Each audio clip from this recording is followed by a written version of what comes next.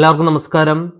GAMAT 101 mathematics for information സയൻസിലെ ഏറ്റവും പ്രധാനപ്പെട്ട questions ആണ് നമ്മൾ ഈ ക്ലാസ്സിൽ ഡിസ്കസ് ചെയ്യാൻ പോകുന്നത്. ഓൾറെഡി നമ്മൾ ഇമ്പോർട്ടൻ്റ് ആയിട്ടുള്ള കുറേ ചോദ്യങ്ങളിലൂടെ കടന്നുപോയി. നമ്മൾ ചെയ്യാത്ത കുറച്ചുകൂടെ നമുക്ക് പ്രതീക്ഷിക്കാവുന്ന ക്വസ്റ്റ്യൻസ് ആണ് ഈ ക്ലാസ്സിൽ നമ്മൾ നോക്കുന്നത്. സോ അപ്പോൾ നമുക്ക് നേരെ ക്ലാസ്സിലേക്ക് കയറാം. അപ്പോൾ ആദ്യം തന്നെ മെത്തേഡ് ഓഫ് സ്റ്റീപ്പസ്റ്റ് ഡീസെൻറ്റിലെ ഒരു ചോദ്യമാണ്. നമുക്ക് ഏകദേശം ഉറപ്പിക്കാവുന്ന ഒരു 100% ഷുവർ ആയിട്ടുള്ള ക്വസ്റ്റ്യൻ ആണ്. നന്നായിട്ട് നോക്കി വെക്കണം. നോക്കാം. Minimise the function f(x, y) = x² + y². അപ്പം മെത്തേഡ് ഓഫ് സ്റ്റീപ്പസ്റ്റ് ഡീസെൻ്റ് ആയതുകൊണ്ട് തന്നെ ഒരു സ്റ്റാർട്ടിംഗ് പോയിന്റ് ഉണ്ട്, പിന്നെ സ്റ്റെപ്പ് സൈസും ഉണ്ടാവും. അതൊരു ഐട്രേറ്റീവ് ടെക്നിക്കാണ്, അല്ലെങ്കിൽ ഐട്രേറ്റീവ് മെത്തേഡാണ്. നമ്പർ ഓഫ് ഐട്രേഷൻസ് കൂടുമ്പോഴാണ് ആക്യുറസി കൂടി വരിക. മിനിമം നമ്മൾ 2-3 ഐട്രേഷൻസ് മാർക്ക് അനുസരിച്ചിട്ടാണ് നമ്മൾ ചെയ്യേണ്ടത്.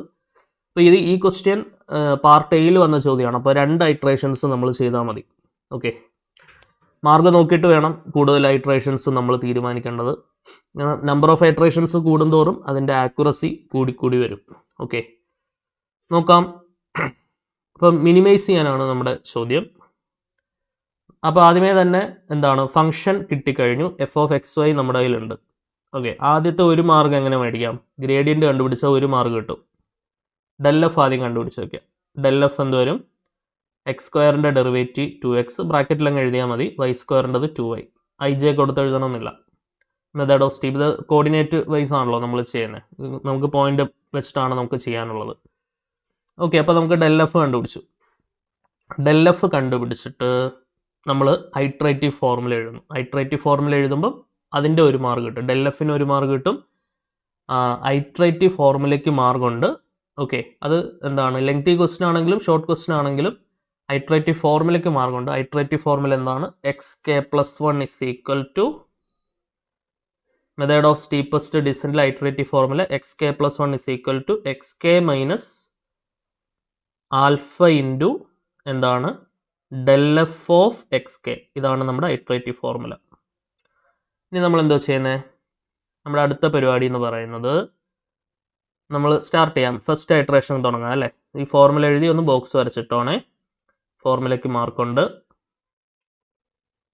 ഇപ്പോൾ ഫസ്റ്റ് ഐട്രേഷൻ 1. ഫസ്റ്റ് ഐട്രേഷനിൽ നമ്മൾ എന്തോ ചെയ്യുന്നത്? ആദ്യമേ നമ്മുടെ പോയിന്റ് x0 y0 ആയിട്ട് എടുക്കാം. x0 y0 എന്ന് പറയുന്ന പോയിന്റ് എന്താണ്? 1,1. സ്റ്റെപ്പ് സൈസ് ആൽഫ എന്ന് പറയുന്നത് 0.1.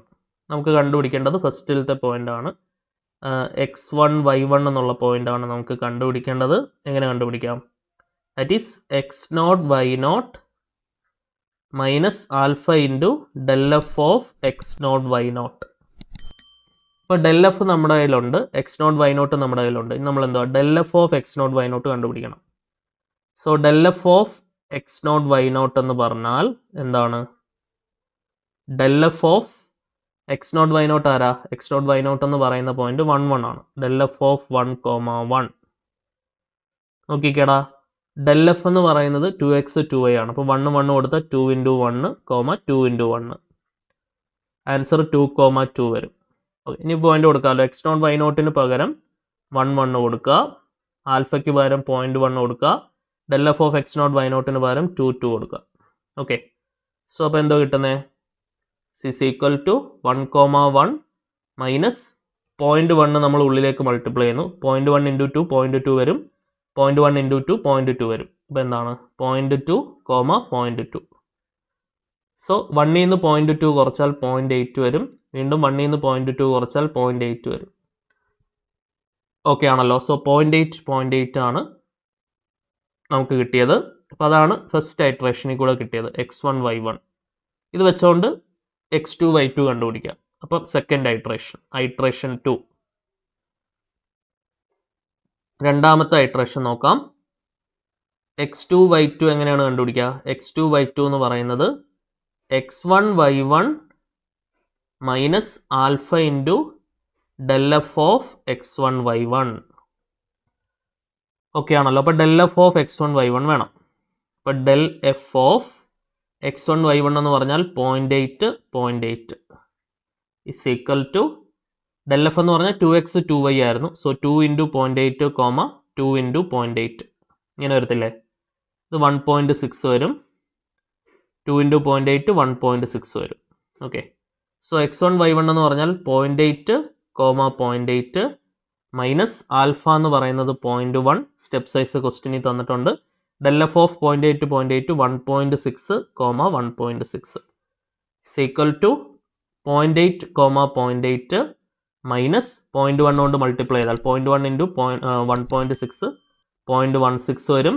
0.1 ഇൻറ്റു 1.6 0.16 വരും. ഇസ് ഈക്വൽ ടു 0.8 നിന്ന് 0.16 കുറച്ചാൽ എന്താണ് വരിക? 0.80 മൈനസ് 0.16. 16 കുറച്ചാൽ 4, 7 1 കുറച്ചാൽ 6, 0.64 വരും. സോ 0.64 0.64 ഇങ്ങനെയാണ് നമുക്ക് ആൻസർ കിട്ടുക. സോ അപ്പോൾ നമ്മുടെ 2 ഐട്രേഷൻസിന് ശേഷം ആഫ്റ്റർ 2 ഐട്രേഷൻസ് പോയിന്റ് എന്താണ്? 0.64 0.64. ഓക്കെ, ആഫ്റ്റർ 2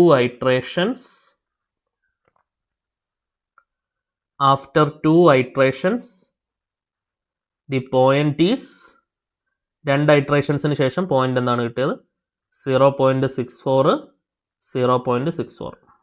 ഓക്കെ, ഇപ്പം എന്താണ് ലെങ്തി ക്വസ്റ്റ്യൻ, അതായത് മാർക്ക് കൂടുതലുള്ള ചോദ്യമാണെങ്കിൽ നിങ്ങളൊരു 4-5 ഐട്രേഷനൊക്കെ ചെയ്താൽ നല്ലതായിരിക്കും.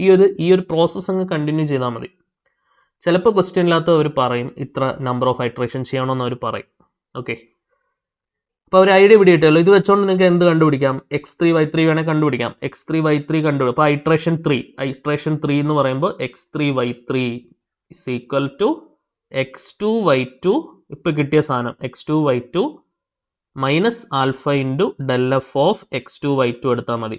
അതാണ് തേർഡ് ഐട്രേഷനിൽ കൂടെ അതിൽ കൂടെ ഒരു ആൻസർ കിട്ടും. അതാണ് തേർഡ് ഐട്രേറ്റീവ്. അങ്ങനെ ഓരോ ഐട്രേഷൻ ചെയ്യുന്തോറും ആ പോയിന്റിൻ്റെ എന്താണ് യഥാർത്ഥ ഒരു വാല്യൂ ഉണ്ടല്ലോ, ആക്ച്വൽ വാല്യൂ, അതിനോട് അടുത്തുകൊണ്ടിരിക്കും. അതായത് ആക്യുറസി കൂടിക്കൊണ്ടിരിക്കും. അത് എല്ലാ ഐട്രേറ്റീവ് ടെക്നിക്സും അതേപോലെ തന്നെയാണ്. ഓക്കെ, ഇപ്പം ന്യൂട്ടൺ റാഫ്സൺ എന്ന് പറയുന്നൊരു മെത്തേഡുണ്ട്. അതൊരു ഐട്രേഷൻ മെത്തേഡാണ്. അതും ഇതേപോലെ തന്നെ ഉള്ളൊരു മെത്തേഡാണ്. നിങ്ങൾക്കത് പിന്നീട് പഠിക്കാനുണ്ട്. ഓക്കെ, സോ അപ്പോൾ നമുക്ക് അടുത്ത ചോദ്യത്തിലേക്ക് വരാം. ഇത് ഇത്രയുമാണ് നമുക്ക് ആൻസർ വരിക. രണ്ടാമത്തെ ചോദ്യം, find the point P XYZ on the plain 2x plus y minus z minus 5 equal to 0 that is close to origin എന്നുള്ളതാണ് ചോദ്യം. ഓക്കെ, സോ എന്താണ് XYZ എന്നുള്ള പോയിന്റ്? അത് ഒറിജിനിലേക്കുള്ള ഡിസ്റ്റൻസിൻ്റെ ഫംഗ്ഷൻ. ക്ലോസ് ടു ഒറിജിൻ ആണെങ്കിൽ ആ ഫംഗ്ഷൻ നമുക്ക് എങ്ങനെ എടുക്കാം? ഡിസ്റ്റൻസ് ഫോർമുല വെച്ചുകൊണ്ട് ആ ഫംഗ്ഷൻ എഫ് എന്നുള്ള ഫംഗ്ഷൻ നമുക്ക് x² plus y² plus z² എന്ന് എടുക്കാം. ജി അവർ ഓൾറെഡി തന്നിട്ടുണ്ട്. ജി എന്ന് പറഞ്ഞാൽ എന്താണ്? 2x plus Y minus z minus 5. Okay, so ലഗ്രാഞ്ചയുടെ auxiliary equation L is equal to f plus lambda g. F എന്ന് പറയുന്നത് x² plus y² plus z² plus lambda into ജിക്ക് പകരം 2x plus Y minus z minus 5. Okay, so ആദ്യം എന്ത് കണ്ടുപിടിക്കണം? ഡോ L by ഡോ എക്സിനെ 0 ആയിട്ട് ഇക്വേറ്റ് ചെയ്യണം. x² ഡെറിവേറ്റീവ് 2x, ബാക്കിയെല്ലാം 0 ആവും. ലാംഡ ഇൻറ്റു 2x ഡെറിവേറ്റീവ് 2 വരും. That's equal to 0. അതായത് 2x plus 2 lambda equal to 0 എന്ന് വരും. അവിടുന്ന് 2x is equal to minus 2 lambda എന്ന് വരും. x equal to minus lambda എന്ന് വരും. That's equation number 1. ഓക്കെ, ഇനി അടുത്ത പരിപാടി എന്താണ്? ഡോ എൽ ബൈ ഡോ വൈനെ നമ്മൾ 0 ആയിട്ട് ഇക്വേറ്റ് ചെയ്യണം. y കൊണ്ട് പാർഷ്യൽ ഡെറിവേറ്റീവ് എടുക്കുക. അപ്പോൾ x² 0 ആവും, y² 2y വരും, z² 0 ആവും. ലാംഡ ഇൻറ്റു വൈയുടെ ഡെറിവേറ്റീവ് 1 വരും. That's equal to 0. അവിടുന്ന് 2y is equal to minus lambda, y is equal to minus lambda by 2. Equation number 2. Okay, ഇനി അടുത്തത് z ഉണ്ട് ഇവിടെ. അപ്പോൾ അതുകൊണ്ട് do L by do z കണ്ടുപിടിക്കണം. This is equal to similarly z² derivative 2z വരും, plus lambda into minus z derivative minus 1 വരും. ബാക്കിയെല്ലാം ഡെറിവേറ്റീവ് 0 ആയി പോകും. So do L by do z 0 ആയിട്ട് ഇക്വേറ്റ് ചെയ്താൽ 2z minus lambda equal to 0. അവിടുന്ന് 2z equal to lambda, അവിടുന്ന് z is equal to lambda by 2. That's equation number 3.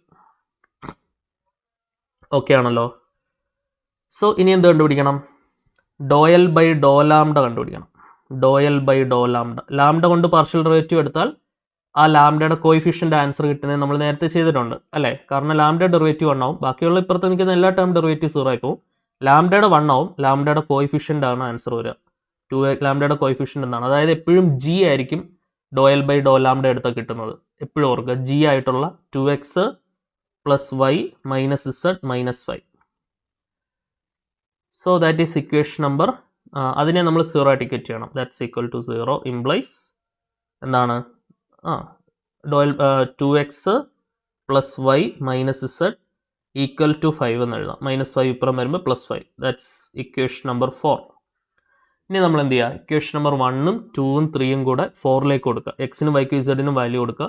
അപ്പോൾ complete ലാംഡയിലുള്ളൊരു equation കിട്ടും നമുക്ക്. അത് സോൾവ് ചെയ്തിട്ട് ലാംഡ കണ്ടുപിടിക്കുക. ആ ലാംഡയുടെ വാല്യൂ കൊടുത്തുകൊണ്ട് നമ്മൾ ഇക്വേഷൻ നമ്പർ 1ൽ നിന്നും 2ൽ നിന്നും 3ൽ നിന്നും എക്സും വൈയും ഇസഡും കിട്ടും. എന്നിട്ട് ഒപ്റ്റിമം സൊല്യൂഷൻ ചോദിക്കുകയാണെങ്കിൽ ആ പോയിന്റ് നമ്മൾ x² + y² + z² കൊടുക്കണമായിരുന്നു. ഇവിടെ സൊല്യൂഷൻ ചോദിക്കുന്നില്ല, പോയിന്റ് മാത്രം കണ്ടുപിടിച്ചാൽ മതി. ഓക്കെ, അപ്പോൾ അതിനുവേണ്ടി നമ്മൾ എന്തോ ചെയ്യുന്നത്? Substituting 1, 2 and 3 in equation number 4. Substituting equation number 1, equation number 2 and equation number 3 in equation number 4. Substitute ചെയ്ത് പറഞ്ഞേ എന്ത് വരുന്നേ? ഇക്വേഷൻ നമ്പർ 4 എന്ന് എഴുതി വയ്ക്കാം. 2x + y - z = 5. 2x + y - z = 5. Values കൊടുക്കുക. 2 × x പകരം മൈനസ് ലാംഡ, 2 × -λ പ്ലസ് വൈക്ക് പകരം വാല്യൂ കൊടുക്കുക. y എന്ന് പറയുന്നത് -λ/2 മൈനസ് ഇസഡിന് പകരം നമ്മൾ വാല്യൂ കൊടുക്കുന്നു. ഇസഡിന് പകരം λ/2 ഇസ് ഈക്വൽ ടു എന്താണ്? 5. ഓക്കെ, 2 × -λ -2λ, -λ/2 -λ/2 വരും. ശരിയല്ലേ? -2λ/2 ആണ്. 2 കട്ട് ചെയ്താൽ -λ വരും, ഈക്വൽ ടു 5. അതായത് -3λ = 5 എന്ന് വരും. ലാംഡയുടെ വാല്യൂ -5/3 എന്ന് വരും. ഓക്കെ, അപ്പോൾ ലാംഡ കിട്ടി. ഇനിയിപ്പോൾ നമുക്ക് എക്സും വൈയും ഇസഡും കണ്ടുപിടിക്കാമല്ലോ. അപ്പോൾ എക്സ് എന്താ വരുന്നത്? -λ. X equal to -λ minus of -5/3, answer 5/3 വരും. ഓക്കെ, അപ്പോൾ എക്സ് ആയി. y ഇസ് ഈക്വൽ ടു വൈയുടെ വാല്യൂ -λ/2 -λ/2 -1/2 മാറ്റി നിർത്തിയാൽ ലാംഡയ്ക്ക് പകരം നമുക്ക് -5/3 കൊടുക്കാം. ആൻസർ 5/6 വരും. ഓക്കെ, ഇനി ഇസഡിൻ്റെ വാല്യൂ പറഞ്ഞേ. ഇസഡ് എന്ന് പറയുന്നത് എന്താണ്? ഇസഡ് എന്ന് പറയുന്നത് λ/2. λ/2. സോ 1/2 × ലാംഡ എന്ന് പറയുന്നത് -5/3. ആൻസർ -5/6 വരും. ഓക്കെ, സോ അപ്പോൾ നമ്മുടെ പോയിന്റ് എങ്ങനെയാണ് കിട്ടുന്നത്? പോയിന്റ് എന്ന് പറയുന്നത് XYZ എന്നുള്ള പോയിന്റ് എന്ത് വരും? ക്രിട്ടിക്കൽ പോയിന്റ് ആയിട്ടുള്ള XYZ എന്ന് പറയുന്നത് എന്താ വരുന്നത്? എക്സിന് പകരം 5/3, വൈക്ക് പകരം 5/6, ഇസഡിന് പകരം -5/6. So this is the required solution. ഈ പോയിന്റ് കണ്ടുപിടിക്കാനാണ് ചോദ്യത്തിൽ അവർ ആവശ്യപ്പെട്ടത്. ഇനി ഒപ്റ്റിമം സൊല്യൂഷനാണ് ചോദിക്കുന്നതെങ്കിൽ ഈ പോയിന്റ് നമ്മൾ എഫിലേക്ക് കൊടുത്താൽ സൊല്യൂഷൻ കിട്ടും. ഇവിടെ ചോദിച്ചിട്ടില്ല, പോയിന്റ് മാത്രമാണ് ചോദിച്ചിട്ടുള്ളത്. ഓക്കെ ആണെന്ന് പ്രതീക്ഷിക്കുന്നു. അടുത്ത ചോദ്യം നോക്കിക്കോളൂ. മൂന്നാമത്തെ ചോദ്യം. എക്സാമിന് നമ്മൾ അടുത്തായിട്ട് പ്രതീക്ഷിക്കുന്നതിൽ ഏറ്റവും ഇമ്പോർട്ടൻ്റ് ആയിട്ടുള്ള, നമുക്ക് വളരെ പ്രഡിക്റ്റബിൾ ലിസ്റ്റിൽ പെടുത്തുന്ന ഒരു ചോദ്യമാണ് LPP formation. Okay, LPP form ചിലപ്പോൾ ഒരു ഫോം ചെയ്തിട്ട് അതിൻ്റെ സൊല്യൂഷനും ചോദിക്കാം. സൊല്യൂഷൻ നമ്മൾ ഓൾറെഡി 1-2 ചോദ്യങ്ങൾ നമ്മൾ ഡിസ്കസ് ചെയ്ത് കഴിഞ്ഞു. സോൾവ് LPP ഗ്രാഫിക്കലി മസ്റ്റായിട്ട് നമുക്ക് അറിയുന്ന കാര്യമാണ്. നമ്മൾ +2 പഠിച്ചിട്ടുണ്ട്. +1 നമുക്കത് പഠിക്കാനുണ്ട്. +1 നിങ്ങൾ ഫോക്കസ് ഏരിയ ബാച്ച് ആയതുകൊണ്ട് നിങ്ങൾക്ക് പഠിക്കാനില്ലായിരുന്നു. പക്ഷേ അതായത് പണ്ട് ഇത് പഠിക്കാനുണ്ടായിരുന്നു. അപ്പോൾ നിങ്ങൾക്ക് ഇത്രയും അറിയാത്തവർക്ക് ഇപ്പം ചെറിയ ബുദ്ധിമുട്ട് മേ ബി തോന്നാം. എനിവേസ് എൻട്രൻസ് ഒക്കെ പഠിച്ചു വന്ന കുഞ്ഞുങ്ങൾ എന്തായാലും അത് പഠിച്ചിട്ടുണ്ടാവും. ഓക്കെ, വലിയ പ്രയാസമുള്ള കാര്യമല്ല. ഒന്ന് ഫോക്കസ് ചെയ്ത് കഴിഞ്ഞാൽ നമുക്ക് ഈസി ആയിട്ട് ചെയ്യാൻ പറ്റുന്നുള്ളൂ. LPP സൊല്യൂഷൻ ഇവിടെ ഫോർമേഷൻ ആണ് കേട്ടോ നമ്മുടെ ക്വസ്റ്റ്യൻ. സോൾവ് ചെയ്യേണ്ട ആവശ്യമില്ല. LPP നമ്മൾ എന്ത് ചെയ്ത് വെച്ചാൽ മതി? ഫോം ചെയ്ത് വെച്ചിരുന്നാൽ മതി. ഓക്കെ, ചോദ്യം നോക്കിക്കോ.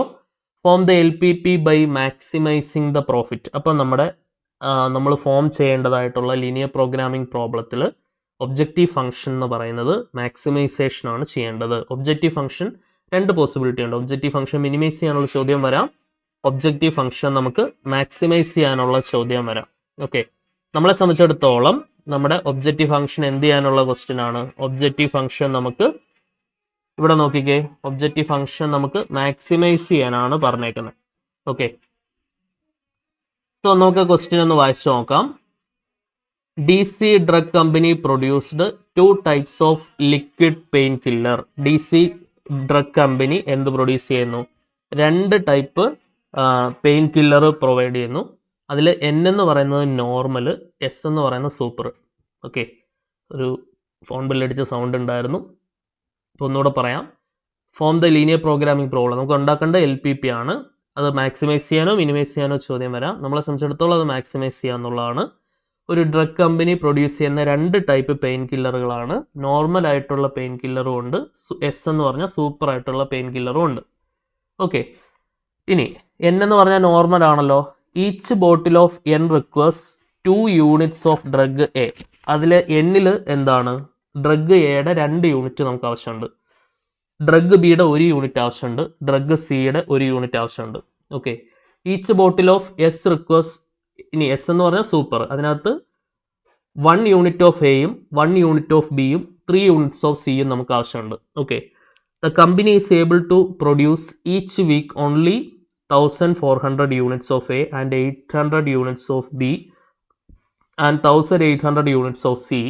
The profit per bottle of N and S is ₹11 and ₹15 respectively.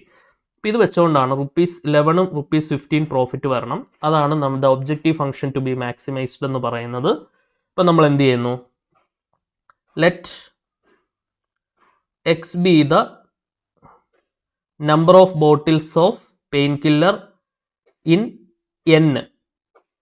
N എന്ന് പറഞ്ഞാൽ നോർമൽ, പ്രൊഡ്യൂസ്ഡ് പെർ വീക്ക് ആയിട്ട് എടുക്കാം. Let X be the number of bottles of painkiller N. N എന്ന് പറഞ്ഞാൽ എന്താണ്? Normal, produced per week, produced per week ആയിട്ട് എടുക്കാം. അതേപോലെ Y be the number of bottles of painkiller S. S എന്ന് പറഞ്ഞാൽ super, produced per week. Also Y be the number of bottles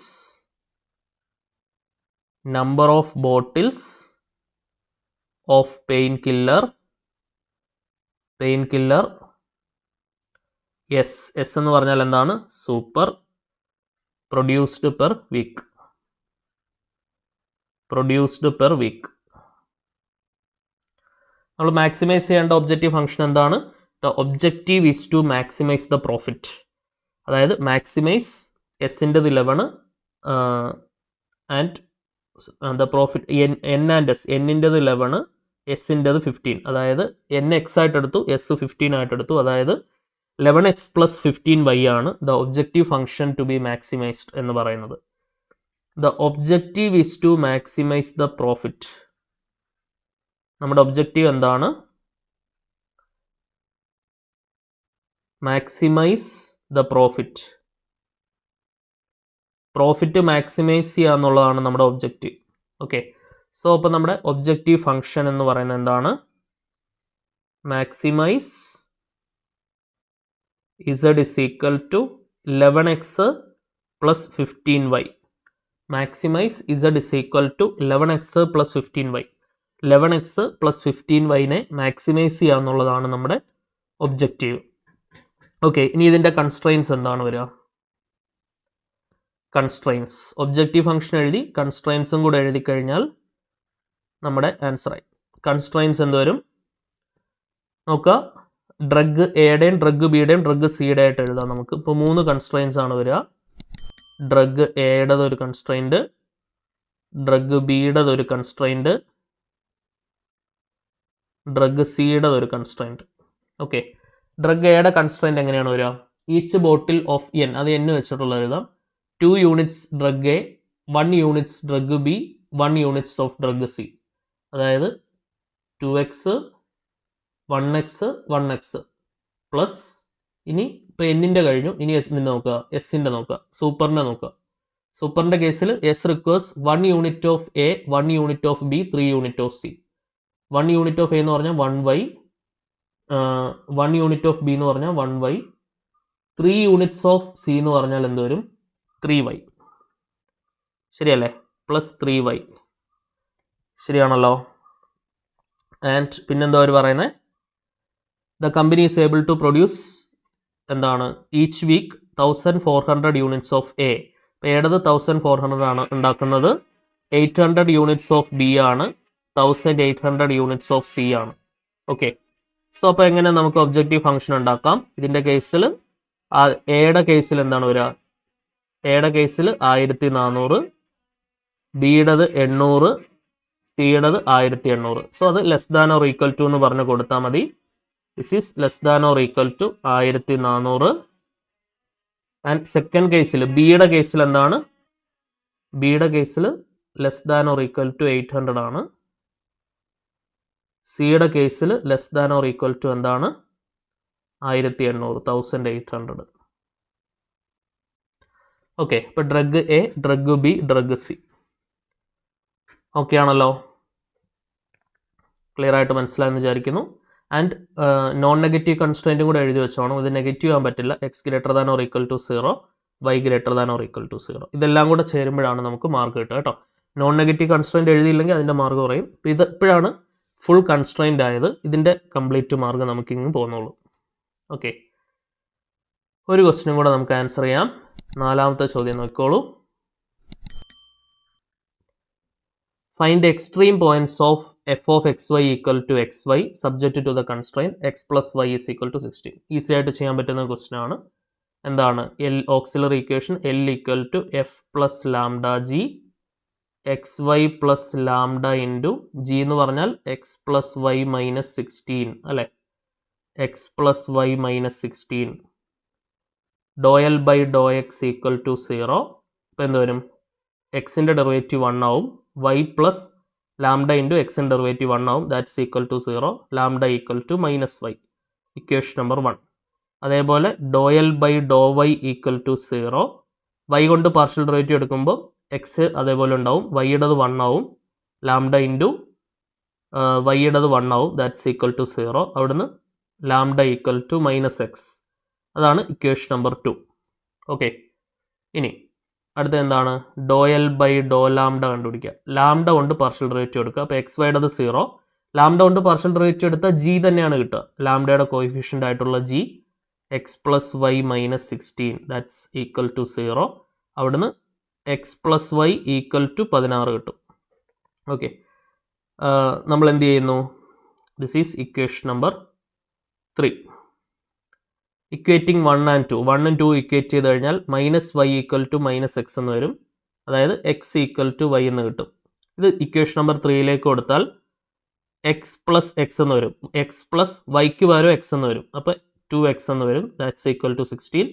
അവിടുന്ന് എക്സിൻ്റെ വാല്യൂ 8 എന്ന് വരും. അപ്പം എക്സ് ഈക്വൽ ടു 8 ആണ്, വൈ ഈക്വൽ ടു 8 ആണ്. അപ്പോൾ എക്സും വൈയും എന്ത് കിട്ടി? 8 കിട്ടി. ആ പോയിന്റിലാണ് എക്സ്ട്രീമം സംഭവിക്കുന്നത്, ഒപ്റ്റിമം സൊല്യൂഷൻ ഉള്ളത് നമുക്കറിയാം. അപ്പോൾ നമ്മുടെ ക്രിട്ടിക്കൽ പോയിന്റ് എന്താണ്? 8,8. ആ ക്രിട്ടിക്കൽ പോയിന്റ് ഫംഗ്ഷനിൽ കൊടുത്താൽ നമുക്ക് ഒപ്റ്റിമം സൊല്യൂഷൻ കിട്ടും.